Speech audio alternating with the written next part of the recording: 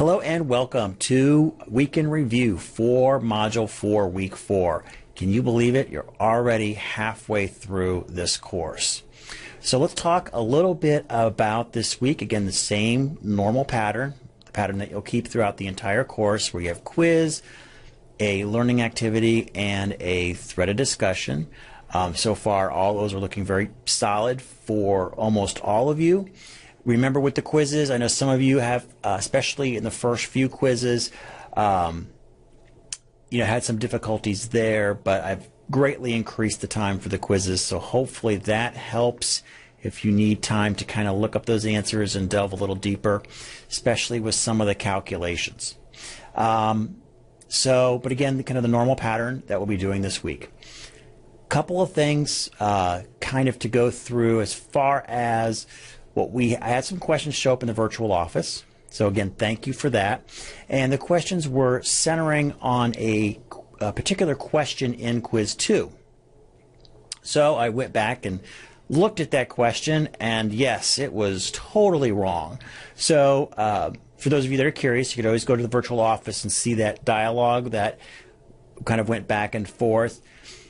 But do know that on Quiz 2, there was credit given for a bad question. So I had a question with the correct answer wasn't even listed among the answers. So I have no idea where I got it from. I might have gotten two questions scrambled together.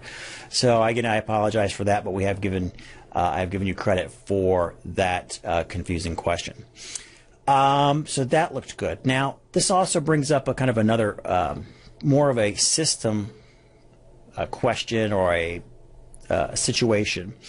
A few of you had said that you had emailed me in regards to this particular question. I could not find that email necessarily. Now, I do get about 50 emails a day because of the various positions I have here at the college. I do get a ton. So know that I'm imperfect. Sometimes I will miss an email in the deluge of emails that I get, but I try to catch them all. But I think what the issue is that some of you are sending emails through D2L. And what I would recommend that you do with any college communications that you do with any of your professors or instructors is do not use the D2L communication, the email system when you click on that. Because when I receive it, it says the address is a D2L address that it's coming from. I'm not even recognizing it as a student, necessarily a .edu, mercycollege.edu email.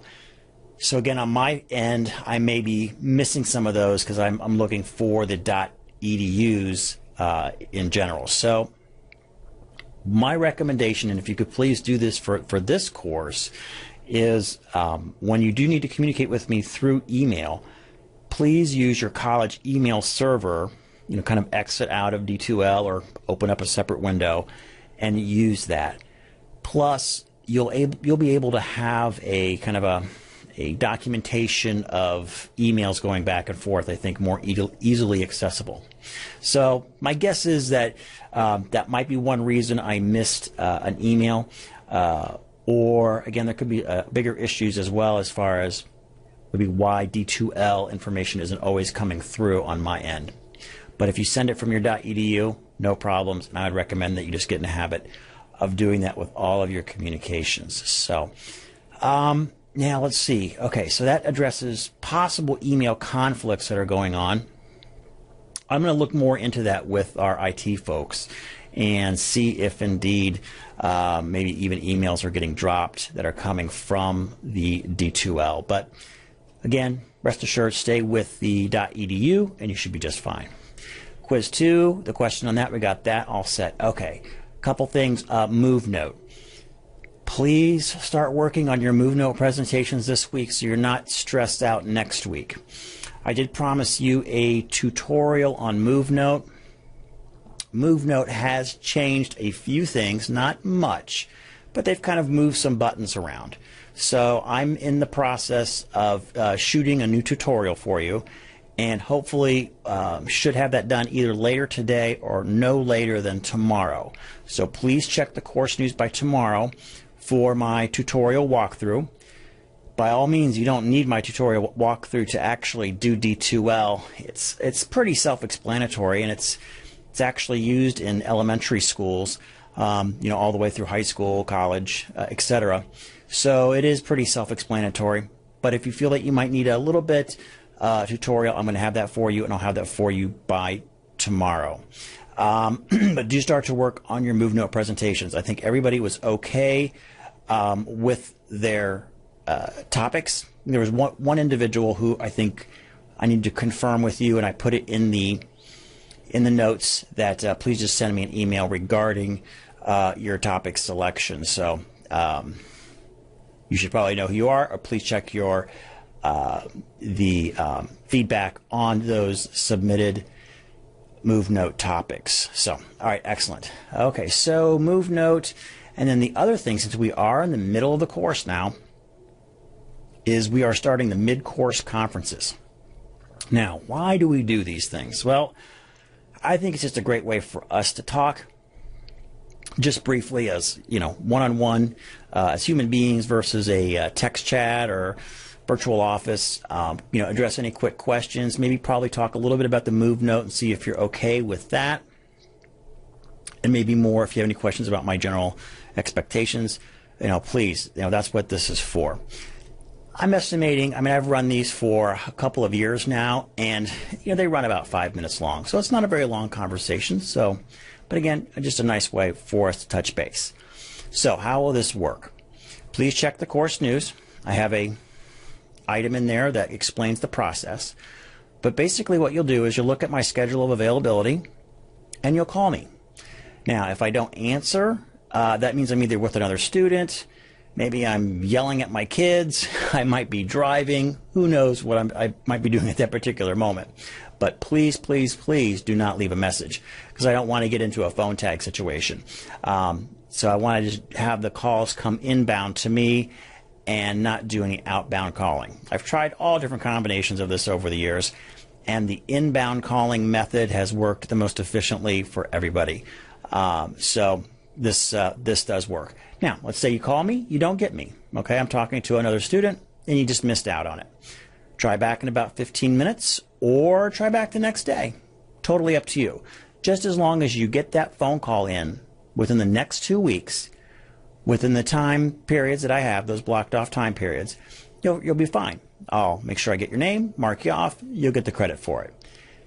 If for some reason these times do not work for you, you may be a third shift employee, working crazy hours, contact me, let me know. Contact me by email, and we will schedule an individual time for you if nothing there fits. So, all right, kind of a lot going on this week at the midpoint of our course.